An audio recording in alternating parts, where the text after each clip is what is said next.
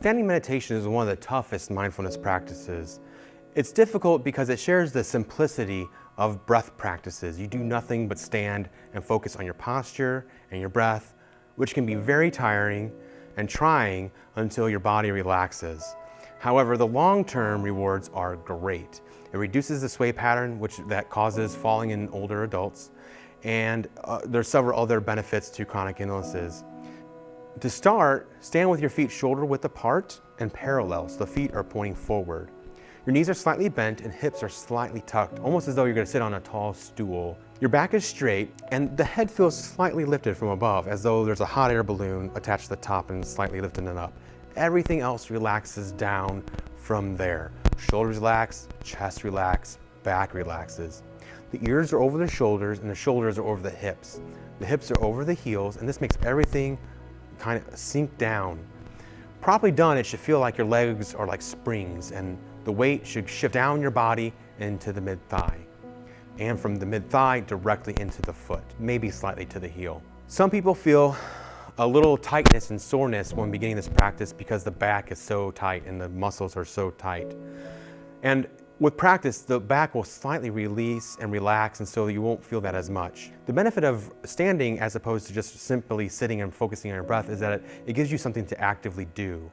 Basically what you're going to do is you're going to do the body scan as you are doing the standing practice, because you're going to assume a posture and then relax into it. I'm going to show you 3 different postures in which to use. They're all really simple, but as you do it, you're going to focus on the deep breathing and then relaxing all the way down, making sure the alignment stays the same. And this is going to help practice not just relaxing the body, it'll also allow you to focus on your posture as you begin doing the movements in the Tai Chi program. So to begin with, your feet are parallel, shoulder width apart, everything relaxing. Next, what you want to do is take the web of your hand in between the index finger and the thumb and place that on the sides of your legs, kind of where the seam of my jeans are. And so what this allows you to do, it turns out the elbows slightly and opens up the chest, so you get nice deep breath and open feeling. If this is uncomfortable, you can always turn your hands to face the legs and touch the middle finger to the side, but you want to make sure their arms are nice and rounded and the armpits are open. This allows the maximum chest breathing. The next posture is kind of like you're holding a big watermelon or maybe a pumpkin at your waist. The arms are naturally curved, palms are facing up, maybe slightly canted towards you, and your fingertips are facing each other. The hands are slightly curved because it's nice and naturally relaxed. And you're going to hold this and make sure that as you bring your hands together, you are not curving your back or leaning forward. It's, again, your hips are slightly sunk as though you're going to be sitting on a tall stool.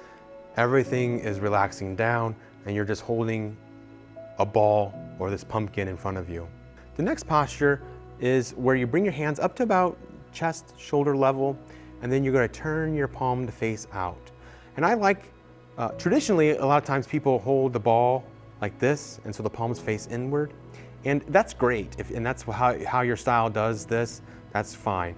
In general, I find this movement a lot easier to begin awareness of how the upper body is connecting structurally into the lower body. From the side, again, what you don't want to do is begin reaching outward or curving the back. You want to make sure your back is lengthening slowly and relaxing down, and your shoulders are nice and relaxed. Once you adopt a posture, it doesn't matter which one it is, make sure you add the deep diaphragmatic breathing and the body scan exercises. As you breathe deep into the belly, you'll scan and relax every part of your body from your head to your toes. The longer you hold the postures, the more you'll move, twitch, make small adjustments. Part of the body scan is to ensure that you're returning back to the core posture, that the ears are over the shoulders, shoulders are over the hips, hips are over the toes, all those alignments. You want to start holding maybe each posture, maybe 3 minutes. Adding a minute every week until you get to about 10. 10 to 15 is good. A compromise to this in the beginning is maybe get an interval timer with a soothing bell or a sound, and then hold each posture for 5 minutes. Doing this practice every day will provide greater balance, relaxation, and understanding of your body.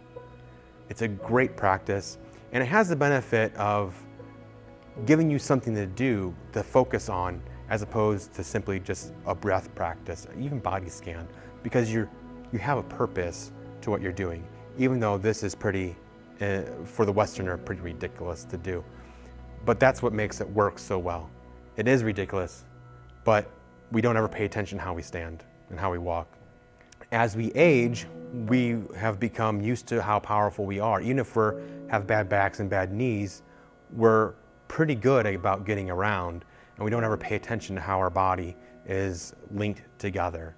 And this is one of the great ways in which both we understand how our body is and our structural design of our body, and also how we begin to teach ourselves to relax.